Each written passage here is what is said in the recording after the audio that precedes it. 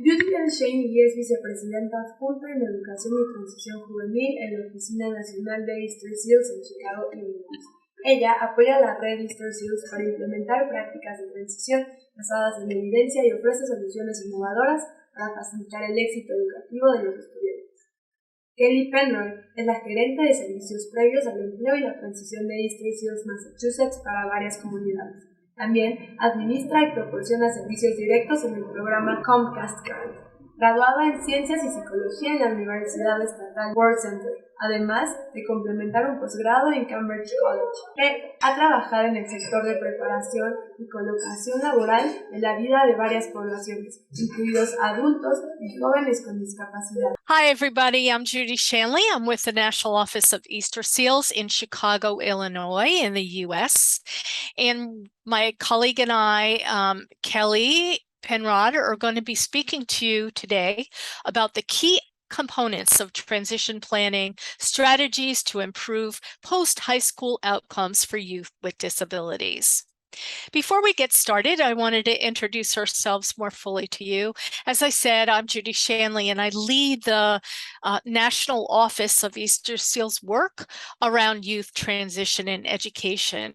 Easterseals has a national office, but we also have nearly 70 affiliates around the country who are responsible for providing direct services to individuals with disabilities and older adults. I've been with Easterseals for 12 years, and my background is as a vocational rehab counselor. I worked with human service organizations such as yours, and I also worked at the U.S. Department of Education overseeing federal transition programs. And I'll let my colleague Kelly introduce herself. Kelly? Hello, I'm Kelly Penrod. I work for Easterseals of Massachusetts, and I am the manager of our pre-employment and transitional services. So I work mainly with youth 14 to 22, providing the pre-ed services to them in our state. Wonderful. So happy to have you, Kelly. And what we're going to be talking about today, I'll give you a little agenda here. We'll provide you with an overview of Easterseals, and then I want to talk to you about the national perspective, the tenets that make youth transition and a focus on employment or post-school outcomes important. We've got some national legislation here in the U.S. That we'll be talking about. And we also want to introduce you to a framework that many transition programs use around our country called the Transition Taxonomy. Delighted to have Kelly with you today because Kelly is doing on-the-ground work. She's in the field providing youth transition services. And so I'll be talking about the theoretical model for why we provide transition service, and Kelly will be giving you some examples from the field. Kelly mentioned pre-ETS, and she'll get more into this as we go on in our discussion, but pre-ETS stands for Pre-Employment Transition Services. And you'll see that that's part of our federal legislation to support the connection between what transpires between school districts and adult service agencies such as Easterseals. And we'll have some discussion at the end, and Kelly will be highlighting some of her learning and findings and suggestions regarding how to always improve youth transition and employment services. In our country, we've got federal legislation. You're probably familiar with one of those pieces of legislation, and it's called the Individuals with Disabilities Education Act. I'll get more into the particular requirements of that act, but that particular legislation focuses on all of those kinds of services and supports that are provided to youth in school settings, so in primary school settings.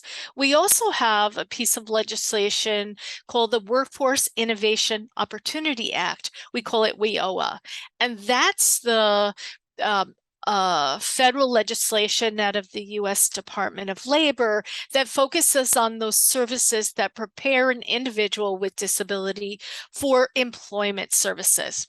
And Kelly will likely address that Workforce Innovation Opportunity Act has a piece of it that tries to connect the work that goes on under the Individuals with Disabilities Education Act and those services that are provided in adult settings. We also know that another federal impetus for youth transition, why do we focus on the services that are important to youth in high school to prepare them for college or employment? There are poor post-school outcomes, low secondary school outcomes for youth with disabilities when they leave our secondary schools. Many times those individuals, those students, those youth are staying at home. They're not contributing in society. They're not economically benefiting a community.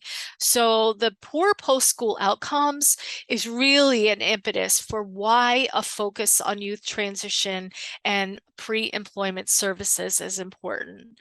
The other variable that's a catalyst for focusing on youth transition is low engagement in higher education employment. When we look at the numbers of students enrolled in college, or we look at our employment patterns here in the US, and I suspect in your own countries, there's a lower number of individuals with disabilities that are in college, that are in employment settings. And so this serves as an impetus to really focus on what can we do in school settings? What can we do to bridge that gap, to provide supports to youth as they leave high school, as they move to post-secondary education settings? We also know that employers have needs for a diverse workforce. Employees with disabilities, individuals with disabilities, are critical contributors to the workforce. They offer skills and knowledge that really can benefit an employer. And here in the US, we have extreme hiring needs across many settings, and individuals with disabilities are an important source for those hiring needs. And finally, a focus on youth transition and employment services is the morally the right thing to do. So let me tell you a little about the Individuals with Disabilities Education Act, IDEA, and I'll let Kelly talk about the Workforce Act on the next slide. In our law, under IDEA Section 300.43, there's a very explicit description of transition services and the kinds of services that need to be required by school districts in our country. So transition service means a coordinated set of activities. And the key tenet here is coordinated set of activities. So there's some systematic provision of service. Those services need to be results oriented. So the process has to lead to tangible outcomes. There needs to be a focus on improving the academic and functional achievement of a child with a disability to move from a school to post-school activities. And there's an array of particular settings that students can move to, including post-secondary education, vocational education, integrated employment, continuing and adult education, adult services, independent living, or community participation. So you can see the law is pretty prescriptive in terms of the kinds of outcomes that are expected, and the services need to be provided that are aligned with those outcomes by school systems. The other really, really critical piece in all of this is the services, the coordinated set of activities that are provided have to be based upon a child's needs. The services have to consider the child, the strengths of the child, the preferences and interests of the child. And this includes all of the services that are provided to youth, including the instruction that's provided, the related services that are provided, the community experiences are provided, and in the development of employment and other post-school adult living objectives. So all of the services that are provided really need to be based upon the particular needs of a child or a student. I'll ask Kelly to describe for you the Workforce Innovation Opportunity Act. Kelly? Hello. So WIOA, as we call it here, is money from the federal government. And as far as transition goes, it is used to fund our pre-ET services and transitional services through the one-stop career centers, as well as Mass Rehab Commission. So 20% of that money has to go to youth. So it can service youth 14 up till their 22nd birthday. And that's all through WIOA. That was signed in 2014 to kind of broaden the horizons and help youth get ready to enter the workforce and train them to do so. Wonderful. And on this slide, you can see there are particular services that are required by the federal government here as being part of those pre-ET services. So Kelly provides job exploration counseling to students. She provides work-based learning experience. She provides opportunities, counseling on opportunities to enroll in post-secondary education settings. She offers services regarding workplace readiness training, and she focuses also on instruction that helps students be empowered and self-advocacy. On the bottom of this slide, I included a link to a national center that we have in the US that offers free resources on Workforce Innovation Opportunity Act. I mentioned that we use many school districts, many adult service agencies that are providing transition services uses a taxonomy. We call it the taxonomy for transition planning or transition programming. And this is really a framework to guide the implementation of services. And when I think about this taxonomy, I think about why is it important to use a framework like this? Well, there's evidence behind it. The taxonomy is grounded in evidence. So there's research that supports each one of these particular components of the taxonomy. There's empirical evidence to suggest that when a school district or adult service agency uses these components, that results in improved outcomes for youth, that outcomes are better. A second reason for using a taxonomy or a framework like this is really it provides a blueprint or a roadmap. It helps you navigate the services that you're providing as a provider, as an adult service provider. You can use it as a checks and balances, sort of, to go back and ensure that you're including in your services all those important components that we know lead to positive outcomes for youth. The other thing is a taxonomy like this facilitates replicability. So if you're an adult service agency, if you're a school district providing services across many settings or many venues, you can take a framework like this and replicate it and duplicate it in other settings. The final tenet, the final reason why using a taxonomy like this is important is it encourages data collection and measurement. You always want to measure what you're doing. You always want to ensure that the services that you have in place are aligned with the needs of students and are producing the kinds of outcomes that you want. And so by having a structure, having a framework, you're able to think about the performance measurements within each of these components and think about a way to collect data so you know what you're doing is having a positive impact. We'll go into each of these pillars or components on the next few slides.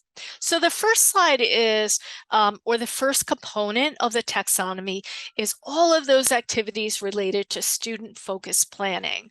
And Student-focused planning are the elements that ensure that you're developing plans that align with student needs, that you're identifying goals for students. You're thinking about planning of goals that are specified and integrated into the program. So you identify student goals, but then in your planning, in the program services you provide, you're implementing activities that will facilitate the ability of a student to achieve those goals. The component also suggests that planning early, starting early in terms of student transition is really important. In our country, there are some states that have transition planning starting as early as age 14 for a youth. The law right now indicates that transition planning should start at age 16, but many states understand and appreciate that it's really important to start early. The other student-focused planning element is inviting the student and family to really be at the table all along the process. So, Kelly, tell us what student-focused planning looks like in practice. So student-focused planning, a big piece of it is the Individualized Education Program, the IEP. So that is in the US schools every year, a student who has been deemed to have a disability is approved to get an IEP. They have a meeting every year with the parents, guardians, or whoever is involved at home.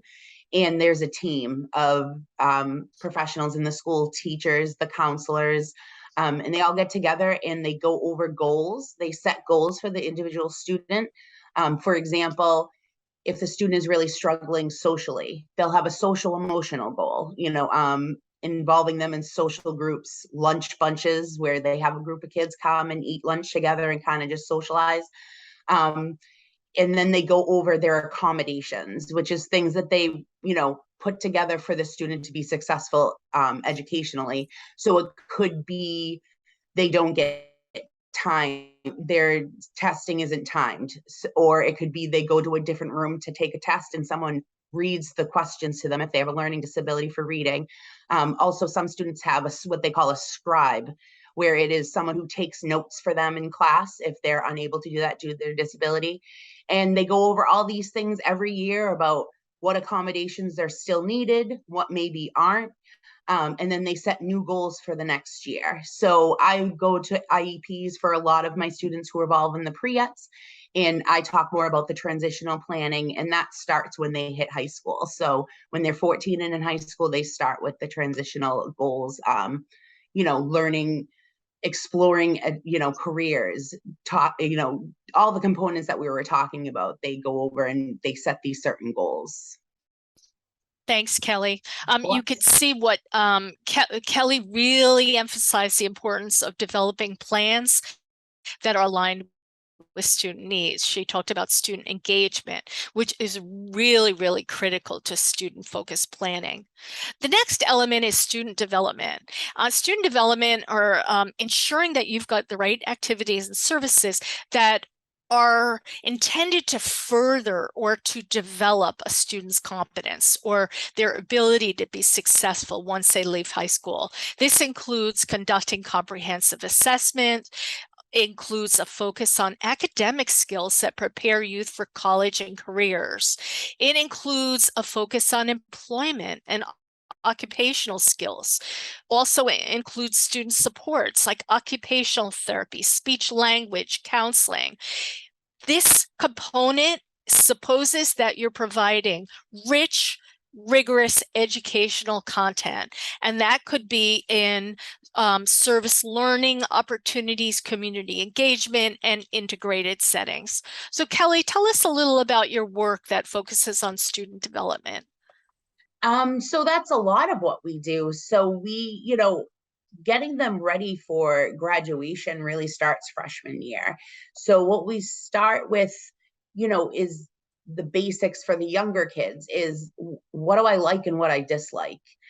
Just really starting in those simple things. What am I good at? What am I not so good at? And I always tell everyone we're all good and bad at a lot of things. There's nobody is good at everything, and it's more than okay. but just building that self-awareness really helps them plant those seeds for, going down the line. And I always give the example, I'm horrible at math. So I was never going to be a math teacher. I like people, so I ended up in human services. But just kind of, getting them started young on thinking about themselves and recognizing their strengths and weaknesses, because we all have them. And so that's kind of where we start. And then we build throughout the years and get them ready, to kind of make those decisions for post-high school. Wonderful.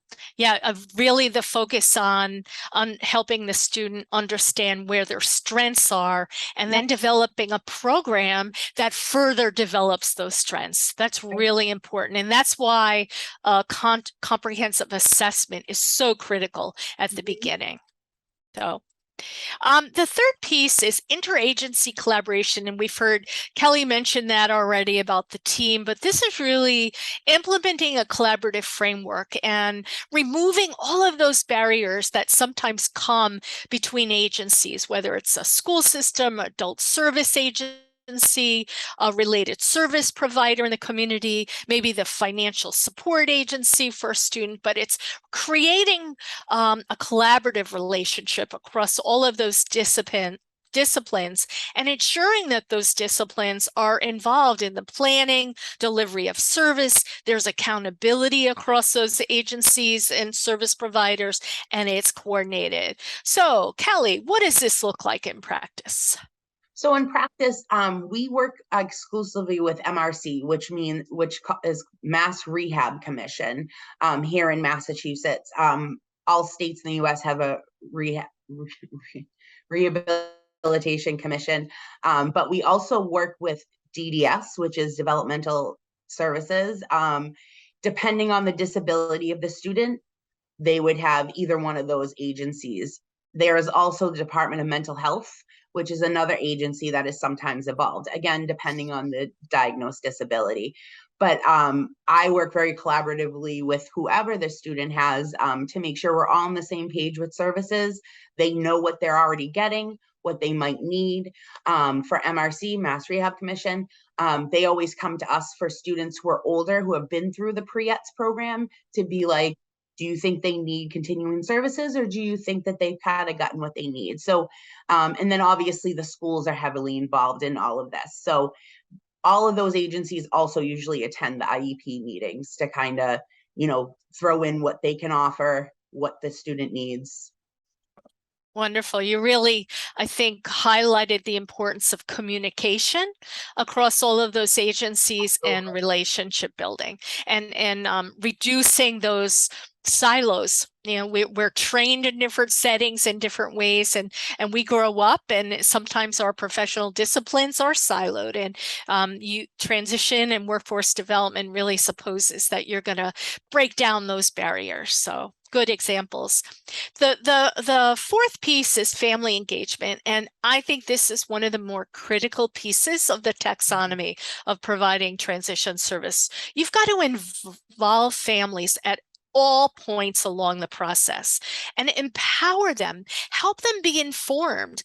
Sometimes our families are so overwhelmed with the language we use, by our professional expertise, and they truly don't understand what's going on. So it's important for us as service providers to provide information in easily understandable ways, ensure that families understand and are engaged in what you're talking about in terms of the services for their students. The other thing is preparing families for high expectations. Maybe families all along a child's life have thought that the child has so many significant disabilities that they're never going to be successful after they leave school. And it's your role as a service provider to help heighten those expectations. So, Kelly, tell us about family engagement. No, I absolutely agree. Family engagement is so important, and family, but also, we do have kids that are involved in the system. They're not with their families, but they're guardians, just whoever is at home working with the team to make sure the student getting what they want. The first step, though, is I always make sure I send all of our marketing materials in different languages. So here in the US, we do have, many different languages spoken. So making sure that we can send them home so the parents get the information, because some of these parents do not speak English, so we can't assume. So the schools usually know who needs what. So we try, Spanish, Portuguese, Chinese, whatever it would be, but make sure that they can understand and really fully comprehend what these services are. That's always the first step. The second step is, connecting with the families. I always ask my students, on the paperwork to make sure I have the contact information for the families so I can send them emails, updates, services that we offer that they might not know about. And then a big way is just for our paid internship piece for our program. It is very important for the families to be involved. And I think to kind of follow up what you were talking about, they might not think their student or young adult is able to do these things, and then they see them in action.